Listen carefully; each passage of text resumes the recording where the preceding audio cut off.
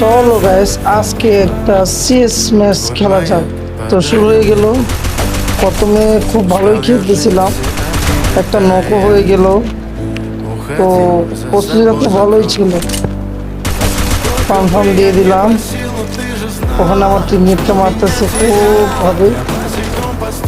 তো আমি গেলাম, এখানে গিয়ে ওকে আগে হেড দিলাম একটা, তো নক হয়ে গেল। পাশে একটা নিয়ে আমার সাথে পুশ করে মিলে দিল, এখন আমি নক হয়ে গেলাম। ভাই ভাই আমাকে রিভাইভ দাও, ভাই আমাকে রিভাইভ দাও, রিভাইভ দাও। ও দুটোই ম্যাচ। তো এখানে দেখেন গ্যাস কি সুন্দর করে আসা মেরে দেয় আমাকে। বেচারা অমিত